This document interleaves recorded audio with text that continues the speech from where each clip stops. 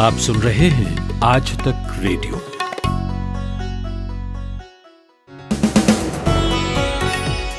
तीन अगस्त सोमवार का दिन भर लेकर आ गया हूं मैं। मेरा नाम है कुलदीप मिश्र। 5 अगस्त को जब अयोध्या में राम मंदिर भूमि पूजन हो रहा होगा तो इस आंदोलन के कई बड़े चेहरे वहां मौजूद नहीं होंगे। इसके पीछे कोरोना है या कोरोना का आवरण है? राम मंदिर आंदोलन को कवर करने वाले नामी पत्रकार रामदत्त त्रिपाठी से पूछेंगे। तमिलनाडु की दोनों पार्टियों ने कह दिया है कि नई एजुकेशन पॉलिसी के तहत 3 लैंग्वेज फॉर्मूला उन्हें स्वीकार नहीं होगा। AIADMK के तो बीजेपी से अच्छे रिश्ते हैं, अगले साल विधानसभा चुनाव भी हैं, तो क्या बीजेपी की गरारी तमिलनाडु में फंसेगी? और आखिर में बात करेंगे कि डेली कोरोना केसेस के मामले में भारत, ब्राजील और अमेरिका को पीछे छोड़ सबसे बुरी हालत में पहुंच गया है। 11 लाख से ज़्यादा लोग रिकवर भी हो चुके हैं। तो रोज़ की रिकवरी और रोज़ के नए केसेस को आमने सामने रखकर देखें तो हम कहां खड़े हैं। ये सब कुछ, लेकिन पहले आज की कुछ और बड़ी खबरों के हाइलाइट्स।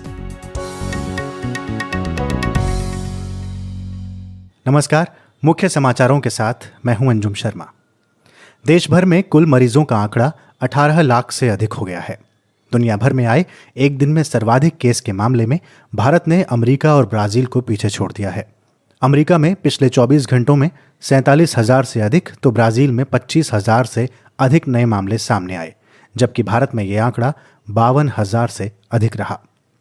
केंद्रीय स्वास्थ्य मंत्रालय ने जिम और योग संस्थान को अनलॉक करने की गाइडलाइन जारी कर दी है। गाइडलाइन के मुताबिक 65 वर्ष से अधिक आयु के व्यक्तियों और 10 साल से कम उम्र के बच्चों को जिम या योग संस्थान में आने की इजाजत नहीं होगी। तमिलनाडु सरकार ने राष्ट्रीय शिक्षा नीति के तहत केंद्र के प्रस्तावित त्रिभाषा फॉर्मूले को खारिज करते हुए कहा है कि तमिलनाडु अपनी पुरानी 2 भाषा की नीति पर कायम रहेगा और इसी आधार पर राज्य में पढ़ाई कराई जाएगी। भारत सरकार ऐसे 20 सेक्टर के उत्पादों की सूची तैयार कर रही है जिनमें मैन्युफैक्चरिंग को बढ़ावा देकर चीन से आयात को कम किया जा सकता है और उनमें निवेश को आकर्षित किया जा सकता है। इनमें एयर कंडीशनर, खिलौने, कपड़े आदि शामिल हो सकते हैं। भारतीय क्रिकेट कंट्रोल बोर्ड ने IPL फ्रेंचाइजियों से कहा है कि कोई भी टीम 20 अगस्त से पहले UAE रवाना नहीं हो सकती। ऐसी खबरें आई थी कि चेन्नई सुपर किंग्स और मुंबई इंडियंस की टीम 10 या 12 अगस्त को अबू धाबी के लिए रवाना हो सकती है। IPL टूर्नामेंट 19 सितंबर से 10 नवंबर तक UAE में खेला जाएगा। आज तक रेडियो सुनता है सारा जहां। आज तक रेडियो पर यह है शाम का न्यूज एनालिसिस पॉडकास्ट दिन भर, और मैं हूं कुलदीप मिश्र। अवधपुरी प्रभु आवत जानी, भई सकल सौभाग्य खानी।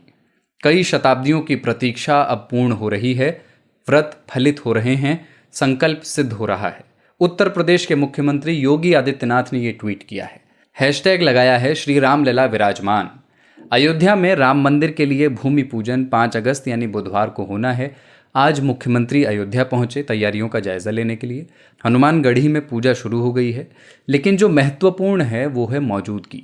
इस कार्यक्रम का जो इनवाइट है, जो निमंत्रण पत्र है, उसमें प्रधानमंत्री नरेंद्र मोदी के साथ 3 और लोगों के नाम हैं। एक विशिष्ट अतिथि यानी चीफ गेस्ट के तौर पर RSS प्रमुख मोहन भागवत, दूसरा नाम उत्तर प्रदेश की राज्यपाल आनंदीबेन पटेल का, और तीसरा प्रदेश के मुख्यमंत्री योगी आदित्यनाथ का। उनके प्रदेश में ये इतना बड़ा इवेंट हो रहा है तो जाहिर है, लेकिन कई नाम इसमें नहीं हैं और कई नामों को न्योता भी नहीं है। विश्व हिंदू परिषद ने कहा है कि मुख्य पंडाल में 150 लोग रहेंगे, जिनमें से 50 पदाधिकारी होंगे। जो लोग मास्क नहीं लेकर आएंगे उन्हें मास्क दिया जाएगा। आज तक रेडियो संवाददाता ऐश्वर्या पालीवाल से बातचीत में विश्व हिंदू परिषद के कार्यकारी अध्यक्ष ने कहा है कि लोग भले ही चिंतित हैं, लेकिन हम आपको भरोसा दिलाते हैं कि पूजा की वजह से कोरोना नंबर्स में कोई इजाफा अयोध्या की नगरी नहीं देखेगी। तो ये तैयारियां हैं, लेकिन तैयारियों में एक बात है, जब राम मंदिर के लिए भूमि पूजन हो रहा होगा तो इस आंदोलन के 3 बड़े भाजपाई चेहरे वहां मौजूद नहीं होंगे। लाल कृष्ण आडवाणी और मुरली मनोहर जोशी घर से वीडियो लिंक के जरिए भूमि पूजन देखेंगे, और उमा भारती होंगी लेकिन सरयू घाट पर मौजूद होंगी। पूजा स्थल से जब प्रधानमंत्री और उनका काफिला चला जाएगा तब वो जाएंगी रामलला के दर्शन करने। तो टीवी स्क्रीन पर जो चेहरा दिखेगा वो प्रधानमंत्री नरेंद्र मोदी का होगा, संघ प्रमुख मोहन भागवत का होगा, योगी आदित्यनाथ और आनंदी पटेल का भी होगा। राम मंदिर आंदोलन को शुरू से लेकर अब तक जिन पत्रकारों ने सबसे तफसील से कवर किया है, उनमें रामदत्त त्रिपाठी का नाम सबसे ऊपर आता है। बीबीसी से आप लंबे समय तक जुड़े रहे, उत्तर प्रदेश की तमाम राजनीतिक घटनाएं आपने कवर की। मैंने उनसे बात की और पूछा कि जिस राम मंदिर आंदोलन की नींव आडवाणी, जोशी और उमा भारती ने तैयार की, आज उसी के भूमि पूजन में वो नामौजूद रहेंगे, अनुपस्थित रहेंगे, तो इसे वो कैसे देखते हैं? देखिए, राजनीति बहुत निर्मम होती है। उसमें बेटा बाप का नहीं होता, बाप बेटे का नहीं होता। ये कई बार हम देख चुके हैं। और एक कहते हैं जो जीता वही सिकंदर।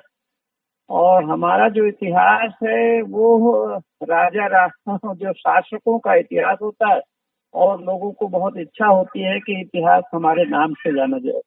तो इस समय प्रधानमंत्री नरेंद्र मोदी जी ऐसे किसी व्यक्ति को लाइमलाइट में नहीं लाने देना चाहते। मतलब लोगों का ऐसा समझना है जो उनसे बड़े हों, जिनका उनका योगदान ज्यादा हो। क्योंकि जब वहां पर होंगे डॉक्टर जोशी या जब वहां होंगे डॉक्टर आडवाणी, तो फिर मोदी जी का व्यक्तित्व उनसे उस मामले में थोड़ा कम हो जाता है, क्योंकि ये दोनों पहले अध्यक्ष रहे हैं और उनके साथ इन्होंने काम किया, नरेंद्र मोदी ने, जहाँ तक महामंत्री के तौर पर। तो सबको यही लगता है कि मोदी जी जैसे सरकार एकाधिकार से चला रहे हैं, वैसे इस पूरे जो राम मंदिर की उपलब्धि है और या धारा 370 की समाप्ति का भी उस दिन जश्न होगा, तो उस पर वो एकाधिकार चाहते हैं। तो यही लगता है, इसका और तो कोई मतलब हो नहीं सकता। क्योंकि अगर वो चाहते तो उनको स्पेशल प्लेन से और चार्टर प्लेन से भी ले जा सकते हैं, और प्रधानमंत्री के विमान में भी बहुत जगह होती है, बहुत बड़ा होता है।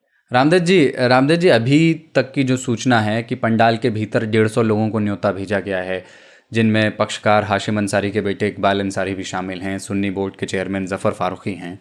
150 लोग पंडाल के भीतर होंगे, लेकिन उनमें आडवाणी और जोशी नहीं होंगे, तो इसलिए ये अटपटा लगता है। और जहाँ तक उम्र की बात है तो वीएचपी के जो चंपत राय हैं वो बुजुर्ग हैं, नृत्य गोपाल दास बुजुर्ग हैं, खुद प्रधानमंत्री 69 साल के हैं। कोरोना का खतरा अगर 65 साल से अधिक उम्र के बुजुर्गों को ज़्यादा है, तो ऐसे तो बहुत लोग वहाँ रहने वाले हैं। खैर, मैं ये समझना चाह रहा था कि आपने ये आंदोलन शुरू से कवर किया, आडवाणी, जोशी और उमा भारती की भूमिका के बारे में लोग जानते हैं। नरेंद्र मोदी की भूमिका उस आंदोलन में कमोबेश क्या थी? वो उतने बड़े स्तर के नेता नहीं थे, पर भूमिका क्या थी? जब 1989 में पालमपुर में भारतीय जनता पार्टी ने, कार्यकारिणी ने इसको औपचारिक रूप से मान लिया था, तो भूमिका तो उनकी थी ही। क्योंकि वो जो आडवाणी की सोमनाथ से अयोध्या की रथ यात्रा थी, उसमें भी वो उनके साथ थे। तो एक जो कार्यकर्ताओं की आरएसएस या बीजेपी में भूमिका थी, उस नाते उनकी सक्रिय भूमिका थी, इसमें कोई इनकार नहीं कर सकता। जब डॉक्टर जोशी गए थे श्रीनगर के लाल चौक में झंडा फहराने, तब भी उनकी भूमिका थी। तो नरेंद्र मोदी जिस स्तर पर थे वो उनकी भूमिका थी, लेकिन इस मसले पर और भी लोगों की जो भूमिका थी, यहाँ तक कि जो प्रवीण तोगड़िया हैं, गुजरात के ही आते हैं, शायद इस मुद्दे पर उनकी ज्यादा सक्रियता थी। और चंपत राय तो उसमें है, चंपत राय से ज्यादा उस समय प्रोमिनेंट और लोग थे। हालांकि उसमें से बहुत सारे लोग इस दुनिया में नहीं रहे इस समय, जैसे परमहंस रामचंद्र दास, अशोक सिंघल। देखिए, होता क्या है कि संगठन में जिसको जो जिम्मेदारी मिलती है वो करता है। उस समय वो जिम्मेदारी आडवाणी जी को दी गई थी, सिंघल जी को दी गई थी, इसलिए वो ज्यादा प्रोमिनेंट थे। जी, और रामदत्त जी, बीजेपी आरएसएस से अलग जो पक्षकार थे इसमें, जैसे शंकराचार्य स्वरूपानंद की पुरानी मांग थी, हिंदू अखाड़ों के संत थे इस आंदोलन में, जो बीजेपी और आरएसएस से नहीं जुड़े हुए थे। आज अब ये आंदोलन अपने एक मुकाम तक पहुंचा है, एक अंजाम तक पहुंचा है, तो क्या उस सफलता में इनको प्रतिनिधित्व मिलता हुआ दिख रहा है आपको? यही एक सवाल। देखिए, इस समय जहाँ तक एक तरफ खुशी है तमाम लोगों में कि दो तरह की खुशी है। एक तो हिंदू मुस्लिम दोनों में ज्यादातर लोगों को ये खुशी है कि भाई ये विवाद समाप्त करा है सुप्रीम कोर्ट ने, और एक जगह हिंदुओं को दे दी, एक जगह मुसलमानों को थोड़ा दूर दे दी। भले वो कानूनन उसका प्राविधान नहीं था, लेकिन खत्म करा। तो उसके बाद लोग ये सोचते थे, क्योंकि ऐसा नहीं हुआ है कि मोदी सरकार ने संसद में कानून बना के इस मसले को हल किया हो, जैसी एक मांग थी। अगर वैसा होता तो क्रेडिट शायद मोदी जी को ज्यादा मिलता। तो ये अदालत से सुलझा है, तो जो लोग भी अदालत में पक्षकार थे या जो लोग भी सार्वजनिक तौर पे इसके जनमत बनाने में लगे थे, उनमें शंकराचार्य स्वरूपानंद की भी काफी भूमिका, और वो 1948 से इसको उठाते आ रहे हैं।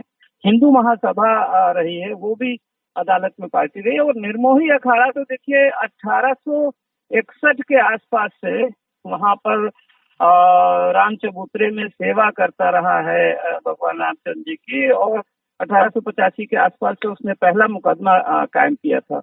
लेकिन अब लोगों को अचानक से ये दिख रहा है कि सब चीज केवल राष्ट्रीय स्वयंसेवक संघ और बीजेपी ही उसको अपने में केंद्र में रख रही है। यहाँ तक कि मोहन भागवत जी को मुख्य अतिथि बनाया गया है, आरएसएस के जो चीफ हैं, और नरेंद्र मोदी जी स्वयं हैं। और एक सिंबॉलिक निमंत्रण दिया गया है इकबाल अंसारी को, अयोध्या के रहने वाले हैं वो, हाशिम अंसारी के बेटे हैं, जो इसमें एक पक्षकार थे, बड़े पक्षकार थे। और जो सुन्नी वक्फ बोर्ड के चेयरमैन हैं जुफर फारूकी, उनकी इसमें बहुत बड़ी भूमिका रही है, क्योंकि कुछ लोगों का मुस्लिम समुदाय में ये दबाव था कि अलग जमीन न स्वीकार की जाए 5 एकड़, लेकिन उन्होंने उसको स्वीकार किया। तो उन्होंने अपने अनुकूल लोगों को रखा है। देखिए, जो मोदी जी के या मोदी पार्टी के अंदर या बाहर, उन्होंने सीधे सीधे उन लोगों को रखा है जो इस समय उनके फॉलोअर्स थे या उनके कैंप में। ये थे वरिष्ठ पत्रकार Ramdatt Tripathi.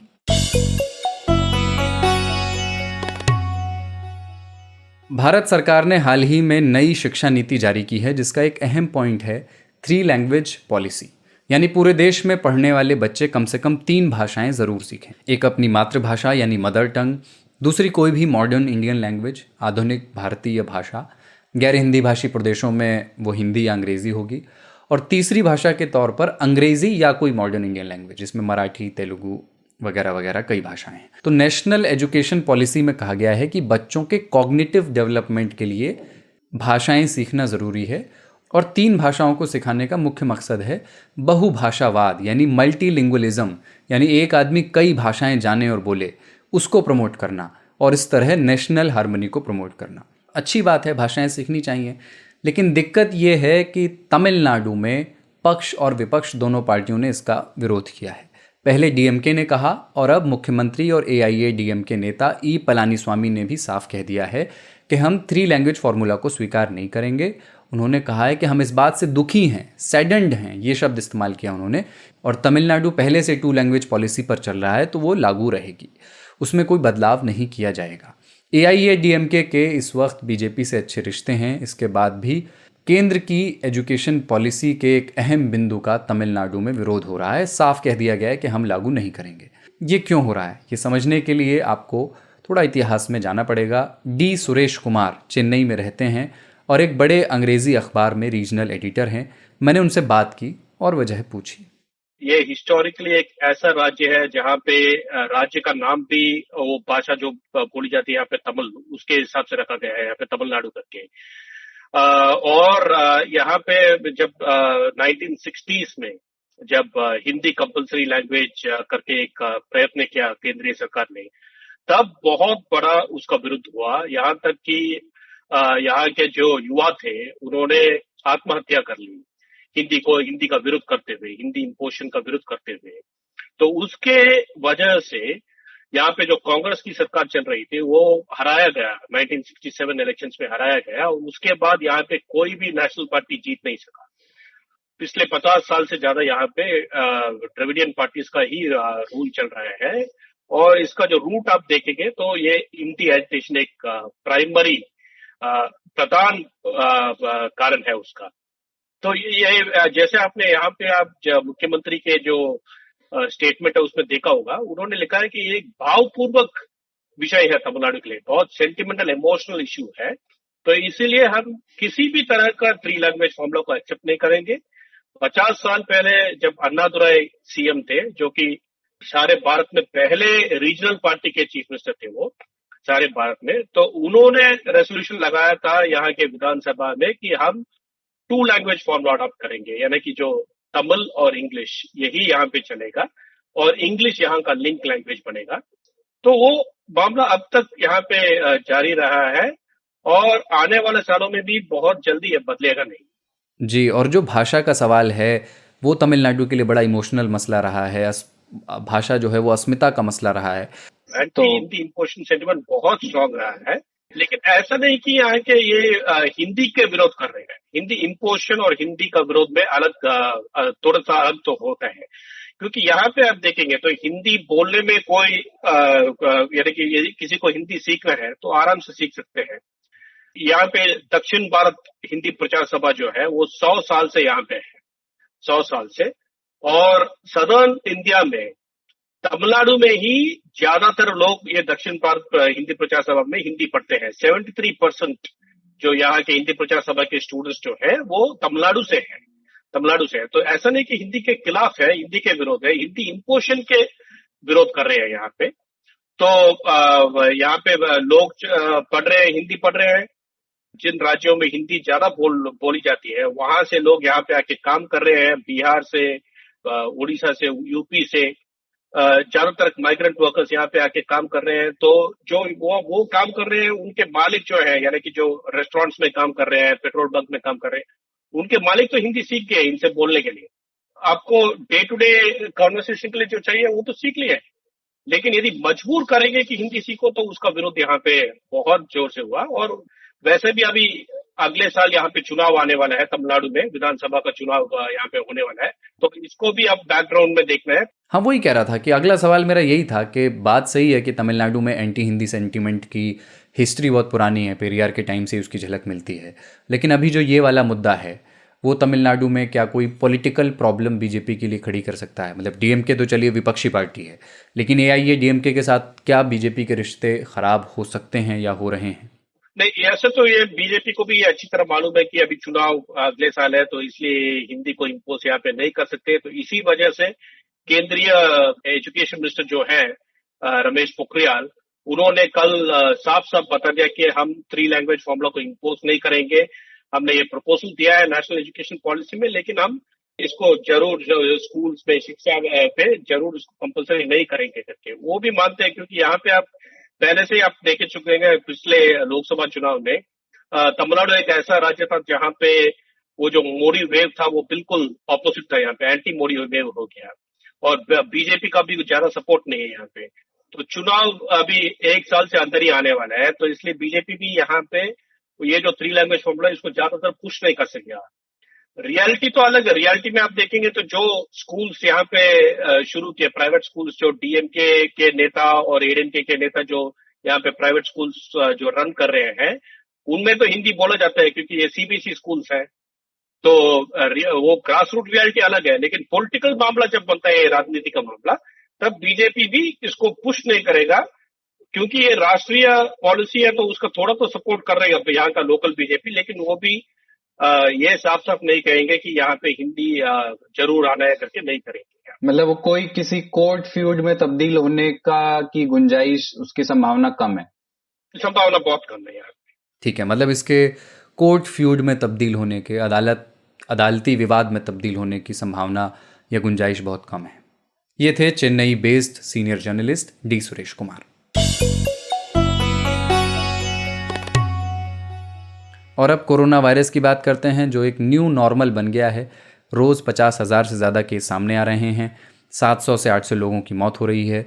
Number of daily infection के मामले में आज भारत अमेरिका और ब्राज़ील से भी आगे निकल गया। यानी इस वक्त एक दिन में सबसे ज़्यादा केस पूरी दुनिया में भारत में सामने आ रहे हैं।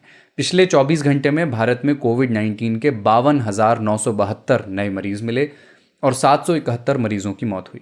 पर इसके साथ एक दूसरा आंकड़ा भी है, आंकड़ा रिकवरी का। कोरोना से रिकवर हुए लोगों की संख्या 11 लाख से ज़्यादा हो गई है। वीकेंड के 2 दिनों में 1 लाख से ज़्यादा लोग रिकवर हुए हैं। रिकवरी के ये नंबर्स और नए मामलों के नंबर्स को साथ रखकर देखें तो अभी हमारी क्या स्थिति है। मैंने आज तक रेडियो के डेटा जर्नलिस्ट दीपू राय से बात की और उनसे पूछा कि ये आंकड़े क्या कहते हैं। हाँ, देखिए, एक चीज बड़ी साफ है इसमें कि अगर हम रिकवरी ज्यादातर देशों में आप पाएंगे कि सब लोग क्लेम करते हैं 90% के अराउंड हमारी रिकवरी है, 90% 80% के आसपास रिकवरी है। हमारे यहाँ जो नए केसेज हैं उनके बरक्स, जो अगर आप रिकवरी की बात करें, जैसे आज का लीजिए कि 52,972 न्यू केसेज हैं और 40,574 रिकवरी हुए हैं। तो ये जो फासला है एक तरह से ये कंटिन्यूसली लगभग देखा जाए तो एक हफ्ते से लगातार है, बल्कि उसमें नए केसेस के नंबर 55,000 हैं। कुछ टाइम तो ऐसा है जैसे 29 जुलाई या 30 जुलाई के बीच फासला बहुत ज्यादा बढ़ा है। 55,000 केसेज हैं और 37,000 के आसपास रिकवरीज के नंबर हैं। तो ये ऐसा कभी नहीं हो रहा है कि रिकवरीज पार कर जाए नए केसेस को, जबकि उसमें लगे कि हाँ अब थोड़ा कुछ इस तरह की चीजें आ रही है जिसमें कि आप ये मान सकते हैं कि अभी जो है सिचुएशन थोड़ी सी कंट्रोल दिख रही है। तो कुल मिलाकर के ये है कि अभी रिकवरी की भी पोजीशन बढ़ रही है और के न्यू केसेस के भी, लेकिन न्यू केसेस के जो नंबर्स हैं वो ज्यादा बढ़ रहे हैं। ये कहा जा सकता है कि रिकवरी को लेके बहुत पॉजिटिव साइन नहीं कहा जा सकता है। लेकिन ये फासला कम हो रहा है या नहीं दीपू जी? मतलब रिकवरी के केस नए इन्फेक्शन से कम हैं ये तो स्पष्ट हो गया, लेकिन क्या ये फासला कम हो रहा है या बढ़ रहा है? पिछले 1-2 हफ्ते की बात करें तो नहीं, फासला बढ़ नहीं रहा है, नो डाउट। आपके जो आप कहना चाह रहे हैं उसमें फासला तो बढ़ नहीं रहा है।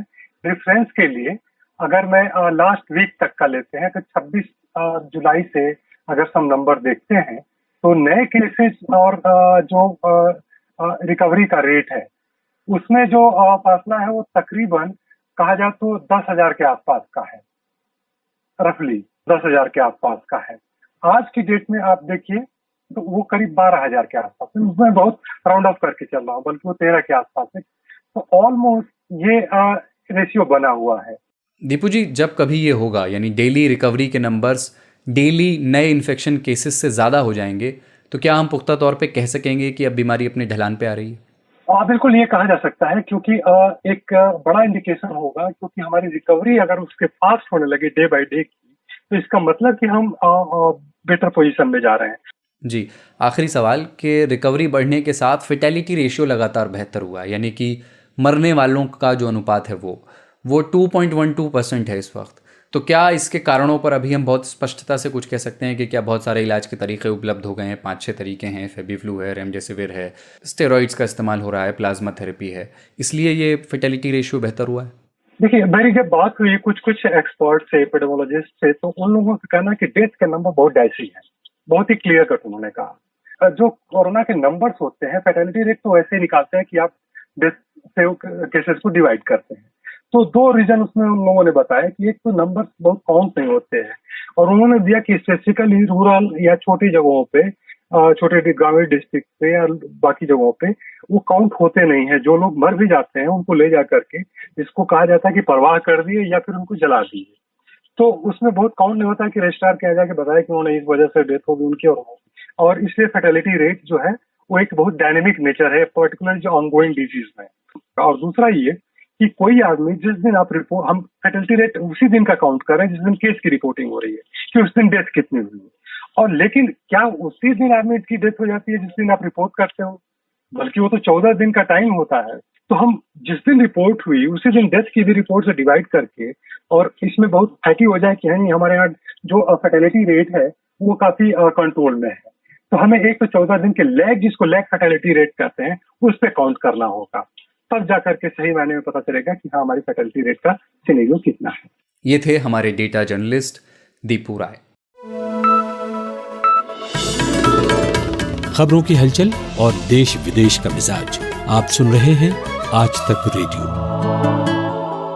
दिन भर में आज का एपिसोड खत्म होने वाला है। चलते चलते एक बार फिर सुनिए हेडलाइंस। देश भर में कुल मरीजों का आंकड़ा 18 लाख से अधिक हो गया है। दुनिया भर में आए एक दिन में सर्वाधिक केस के मामले में भारत ने अमेरिका और ब्राजील को पीछे छोड़ दिया है। अमेरिका में पिछले 24 घंटों में 47,000 से अधिक, तो ब्राजील में 25,000 से अधिक नए मामले सामने आए, जबकि भारत में यह आंकड़ा 52,000 से अधिक रहा। केंद्रीय स्वास्थ्य मंत्रालय ने जिम और योग संस्थान को अनलॉक करने की गाइडलाइन जारी कर दी है। गाइडलाइन के मुताबिक 65 वर्ष से अधिक आयु के व्यक्तियों और 10 साल से कम उम्र के बच्चों को जिम या योग संस्थान में आने की इजाजत नहीं होगी। तमिलनाडु सरकार ने राष्ट्रीय शिक्षा नीति के तहत केंद्र के प्रस्तावित त्रिभाषा फॉर्मूले को खारिज करते हुए कहा है कि तमिलनाडु अपनी पुरानी 2 भाषा की नीति पर कायम रहेगा और इसी आधार पर राज्य में पढ़ाई कराई जाएगी। भारत सरकार ऐसे 20 सेक्टर के उत्पादों की सूची तैयार कर रही है जिनमें मैन्युफैक्चरिंग को बढ़ावा देकर चीन से आयात को कम किया जा सकता है और उनमें निवेश को आकर्षित किया जा सकता है। इनमें एयर कंडीशनर, खिलौने, कपड़े आदि शामिल हो सकते हैं। भारतीय क्रिकेट कंट्रोल बोर्ड ने आईपीएल फ्रेंचाइजियों से कहा है कि कोई भी टीम 20 अगस्त से पहले यूएई रवाना नहीं हो सकती। ऐसी खबरें आई थी कि चेन्नई सुपर किंग्स और मुंबई इंडियंस की टीम 10 या 12 अगस्त को अबू धाबी के लिए रवाना हो सकती है। आईपीएल टूर्नामेंट 19 सितंबर से 10 नवंबर तक यूएई में खेला जाएगा। आज तक रेडियो पर शाम के न्यूज़ एनालिसिस पॉडकास्ट दिन भर में आज इतना ही। हम सब अपने घर से काम कर रहे हैं, इसलिए साउंड क्वालिटी कई बार मनचाही नहीं मिलती। डिजिटल तरीकों से हम इंटरव्यू करते हैं, फिर भी हमारी साउंड टीम उसे प्रेजेंटेबल बनाकर आपके सामने रखती है। पर उस साउंड टीम से जुड़े लोगों की आवाज़ आप कभी सुनते नहीं, तो नाम याद रखिए उनका भी। सचिन द्विवेदी ने आज साउंड मिक्सिंग की। आपसे कल फिर मुलाकात होगी। कुलदीप मिश्र के साथ थे आप। नमस्कार।